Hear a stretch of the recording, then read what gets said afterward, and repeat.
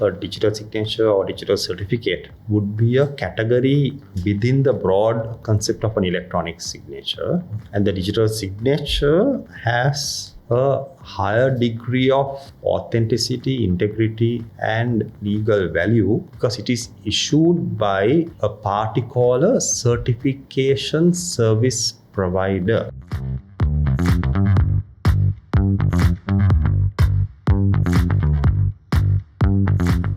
Legal admissibility and validity of digital signatures.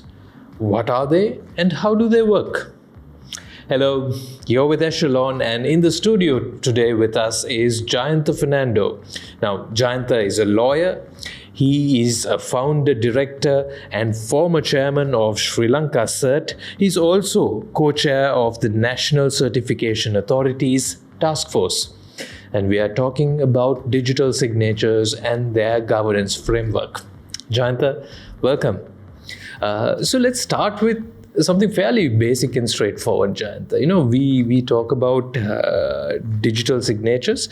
What can you give us the background? What is that? Yeah. So from a legal perspective, what might be useful to think about is the fact that we have a law in place called the Electronic Transactions Act, number 19 of 2006, which is focused in creating the enabling, facilitating legal environment for digital transactions in general. Okay.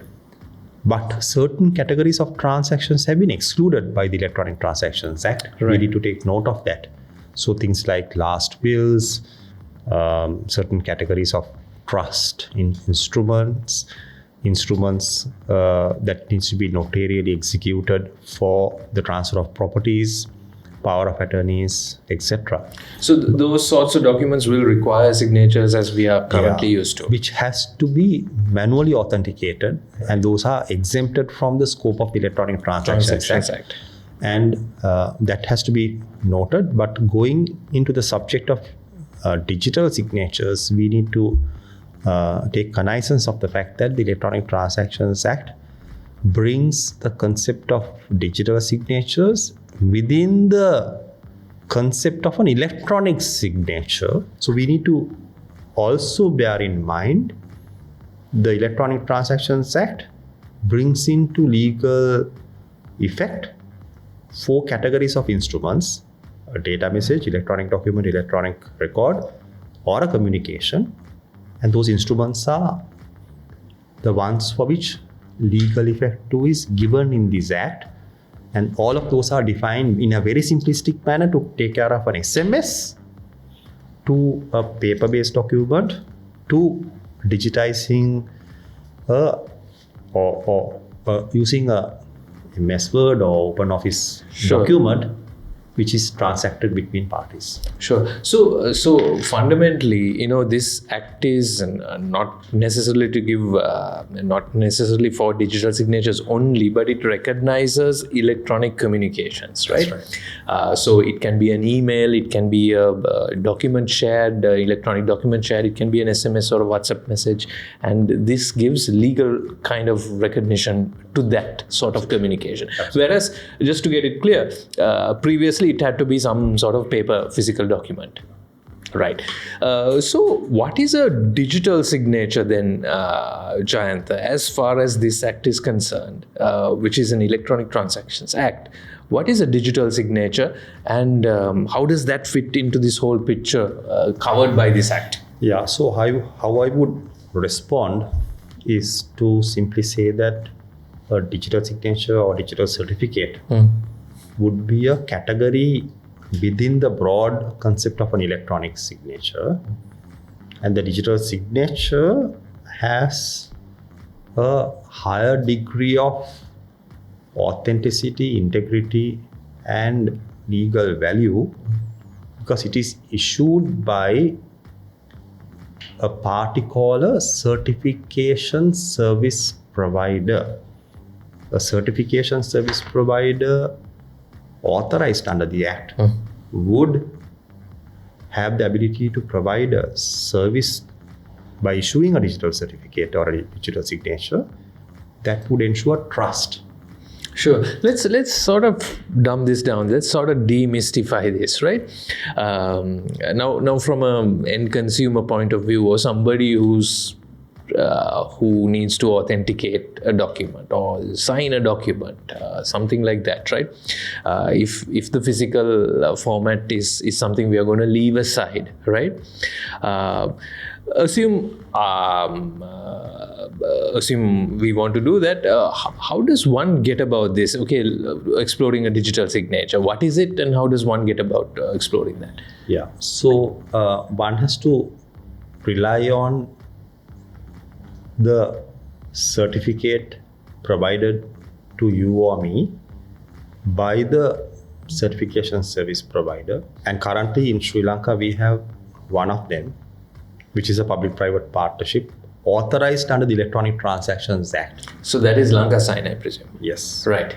Which is a public-private partnership authorized under the Electronic Transactions Act within a governance framework that I will describe later. And you have to go to that entity, and there's a verification criteria that entity would follow before the grant or issue of a digital certificate to you or me or to a corporate entity. And once that is issued, there's a process of including that digital certificate into an electronic document or electronic record before sending it to the other party, and that is embedded in such a manner so as to ensure a higher degree of integrity, so that any manipulation of that instrument will be able to be detected. So are you suggesting it's much more difficult to for somebody to carry out an act of fraud as when a digital signature is in place as opposed to a physical? You know, if you again can sort of in a basic sense explain why you say that. Yeah, so let's look at a contract or an instrument that is used between the parties, or even a letter that would commit a high value, or maybe look at a simple set of instructions given by an entity to a bank from an email account of that company to the bank manager, authorizing a transfer of a high value amount to somebody else. Now, if that is sent by a process where a digital certificate is not used, between the sender and the recipient, if there is an intrusion and an adjustment to the figure, including the destination to which the money should be transferred, there could be a problem. And that might impact financially to an entity, big or small. So in that kind of ecosystem, and in the scenario of the new normal post-COVID, where many of us are doing transactions without physical interaction, it is essential that you rely on a trust-based model to ensure authenticity and integrity. And this provides use of a digital certificate, and a digital signature provides that. Okay, so one may wonder, okay, we've been using physically signed documents for the longest period of time. They will continue to be valid in a court of law, etc. We are used to them being used as evidence in these transactions, etc. Should there be some dispute about it. How does a digital signature sort of fit in such a situation? Does it have the same legal status as we are used to assigning to a physical signature? Good question. The answer is found in Section 7 of the Electronic Transactions Act, which says, notwithstanding any law or written provision requiring the use of signature, that requirement can be met by the use of an electronic signature, so long as it is a method that is acceptable and appropriate for the purpose. And in that context, we should keep in mind that the law, as it is worded now, gives the digital signature the same status as a handwritten signature. So in a sense, you're suggesting that it has the same status as a physical signature in law. So electronic signatures are the broader concept, and digital signatures are a subset of it, right? And it is the extra security is found in digital signatures, not necessarily electronic signatures. Would you suggest that electronic signatures are even more easy to abuse than a physical signature? Yeah, because in an example like you attach a scanned image of a signature either to a electronic document done on a laptop, or you affix that into an email, along the way somebody could enter the system and change it, and the profile of the person sending can be different to what was originally envisaged. Sure. That is the amount of tampering that can be possible using a standard electronic signature. And that is why the law recognizes the concept of a certification service provider, which is authorized by a higher authority called the certification authority, which is a governance layer that enables this to function. And if I am to add one more point, Shamindra, on this note, Sri Lanka is the first country in South Asia to adopt a gold standard on this subject area through an amendment to the Electronic Transactions Act in 2017, which enabled Sri Lanka to onboard an international instrument called the UN Convention on the Use of Electronic Communications in International Contracts, which is in short referred to as the UN Electronic Communications Convention. And in that, we have a framework that led to certain changes of this act so that the law adopted in Sri Lanka is interoperable with the international standard. Sure. So that cross-border trade and commerce can take place digitally. And in that context, we can look at a future where electronic signatures or digital certificates issued in Sri Lanka through a trusted service provider like a certification service provider licensed and authorized by this act to be recognized in another country. Sure. Will those sort of dealing in international transactions, trading across borders, right, for services or goods, often use some form of electronic communication? Like you often email things up and down, right?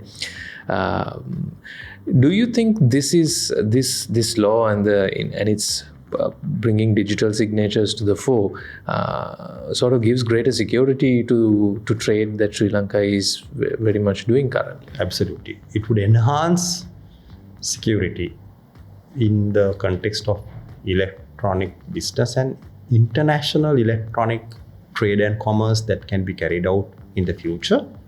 And to add to that point, in the context of what has been recently said about taking the country forward in the direction of free trade agreements with other countries, in every international trade instrument now, there's a reference point given to this international gold standard I referred to, the UN Electronic Communications Convention. Sri Lanka, having ratified that standard through the amendment in 2017, puts us in the right place to become part of that international trading arrangements where cross-border instruments can be mutually recognized, provided we use a regulated, trusted digital signing process. Which is just again for some context, Jayantha, here, and that is the Electronic Transactions Act is a law that has existed. The component of electronic signatures and digital signatures was brought through an amendment to the law, was it? Originally, right from the beginning, the concept of electronic signatures were always there. Right. what was done was to further strengthen that Sure. in line with the international standard through the amendment in 2017. Right. What's been the sort of, you are a policymaker, you help enact laws, right, in Sri Lanka. So you are not necessarily somebody who will go and try to operationalize this or promote this. But from your vantage point of having sort of pushed this policy and got this enacted in 2017, when you look back, how do you think? What do you think about its adoption and use in society, in business, in commerce? Very interesting question, Shamit. Actually, initially the adoption was slow, and then came a new wave of opportunity when the Commercial High Court gave a ruling in Colombo in 2007, within 1 year of this act coming in. 2017? No, 2007. Within 1 year of the original act coming in, that the information contained in an SMS would be a data message and would be legally valid. Sure. And it was a debt recovery case where the defendant had sent certain communications to the plaintiff, and the photocopies of the SMSs were submitted to court, and that was admissible. So that opened a new wave of opportunity for SMS-based transactions in that early days to take shape in the business commerce arena.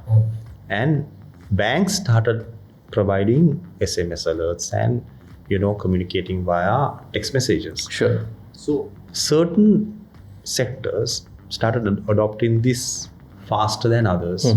So the banking sector was in the forefront of adoption of digital signature adoption, and gradually we see over the years, in a way due to COVID, where physical interaction became impossible, Customs Department to Excise Department to many other organizations have provided methods for their stakeholders to submit documents electronically and to ensure security to those transactions, to recognize a digital certificate attached to those transactions to authenticate the party. Sure. So it has been a slow adoption, but I think COVID ramped up adoption. With the new normal, I think that momentum should not be lost. By the way, I'm not a policymaker, I'm a lawyer, but I think policymakers and leadership in the country must insist over a period of time that this should be used as a default to save paper and to ensure ease of communications for individuals doing business with government or private sector. You referred to that watershed 2017 case when 2007 case when the High Court recognized an SMS as admissible as a digital communication as evidence. Has a digital signature, that was an electronic communication, has a digital signature also at any point been the subject or evidence in a court case? I'm just wondering from a potential user's perspective, has this been tested or has the test done in the evidence that came through in 2007 really adequate to give anybody comfort? I believe the precedent set in 2007 and the consequential rulings by the Commercial High Court in Colombo over the years in a number of cases has set the enabling framework.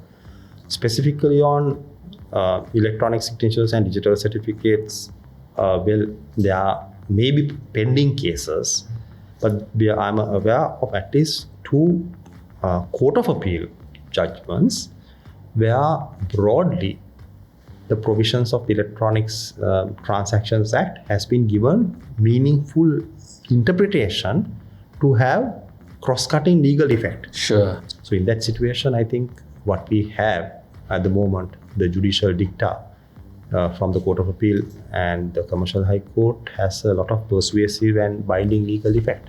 So it is your opinion as a lawyer who's been watching this space that somebody who wonders about the practical use of this of a digital signature should find comfort in that the courts have been very consistent in their interpretation of digital signatures or electronic communications and their standing?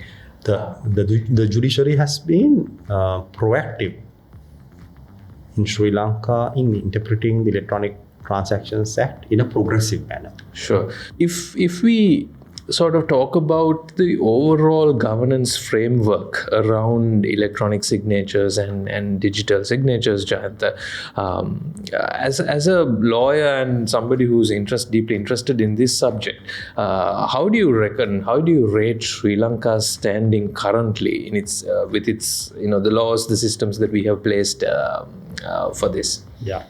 So Sri Lanka was an early adopter of another international standard connected with this instrument called the UNCITRAL Model on Electronic Signatures, which has a governance framework for the use of digital signatures in a country.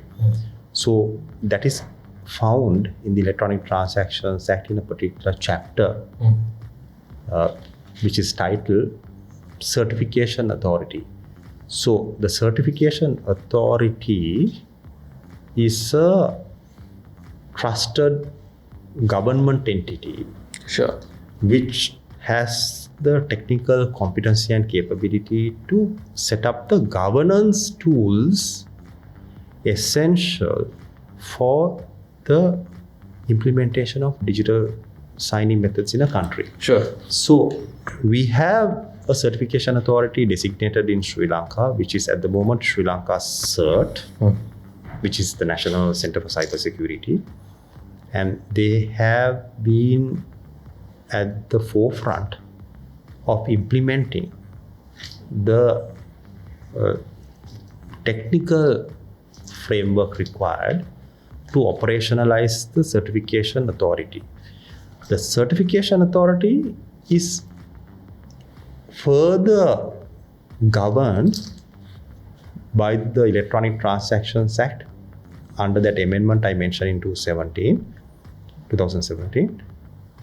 And under Section 18A, a task force can be established for the proper functioning of that certification authority.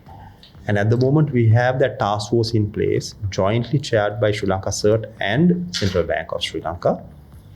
And that has ensured that the task force would set the tone and the standard for a proper interoperable regime to be used for the use of electronic signatures. So that task force has authorized the certification authority to permit certification service provider in Sri Lanka to operate, provided the certification service provider meets the minimum standard.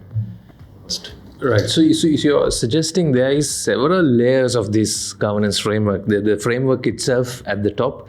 There is CERT under that. There is a technical framework that CERT will take. We'll have to follow. And top of all that, you have the task force under Section 18. So this task force is in tandem with CERT, I suppose. It sits as a supervisory body of CERT. And the certification service provider comes after that. So the quality of the certification service provider is not something that automatically comes. It's these several layers that overlook its operation. Exactly. So that requires a process of audit. That has to be carried out on the provider which issues a digital certificate. And the current provider had to go through a rigorous international audit. Before they were issued the authorization to provide digital certificates in Sri Lanka. It's a very expensive job. It's a very expensive investment. And we realized that in the economic context and sustainability, not many entities can invest that much of money because the auditing is an international audit, and it has to comply with the international norm and a standard that a technical guy will Is it the intention of the governance framework that there is continuous monitoring of the quality of service of the certification service provider? How does that happen? So it happens through not a one-off audit, a regular audit done every 1 year or 2 years. There's a specified time frame, and the regulated functioning of a certification service provider is reviewed by the certification authority and reported to the task force on a continuous basis to ensure that the trust, integrity, security aspects is ensured in digital commerce. Right. So technically there can be more than one certification service provider, and however many there are, the certification authority and the governance framework will make sure its services are up to the standards specified in the laws. Yeah, and the standards specified as per the mandate of the certification authority and the task force. Right. They have the authority to ensure proper administration and governance of the system, and in furtherance of that objective has set international standard-based audit as the minimum standard. Just to understand then how it works from there, Jayantha, assume there is let's say a legal matter regarding a digital signature that comes up before a court.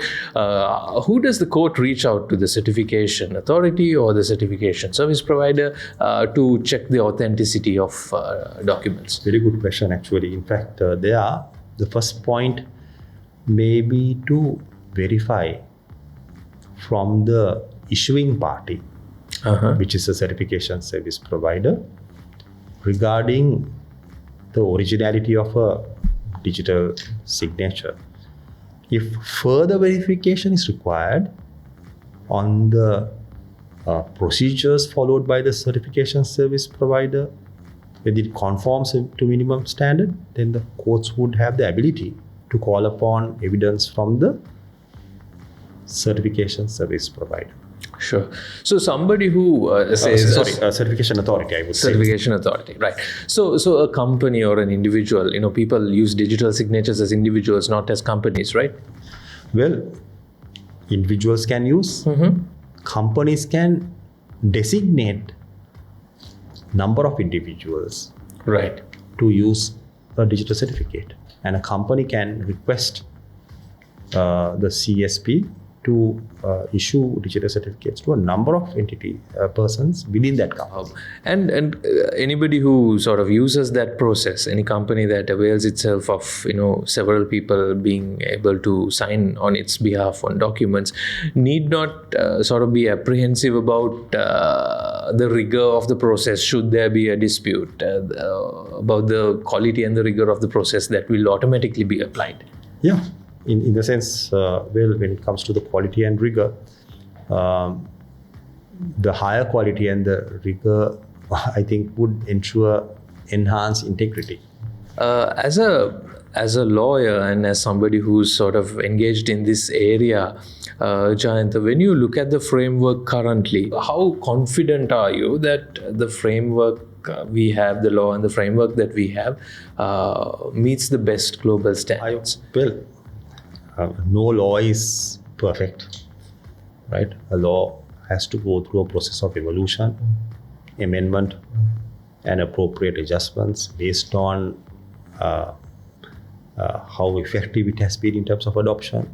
But we are talking of an area which takes years to in the process of transformation. So I think maturity will take time.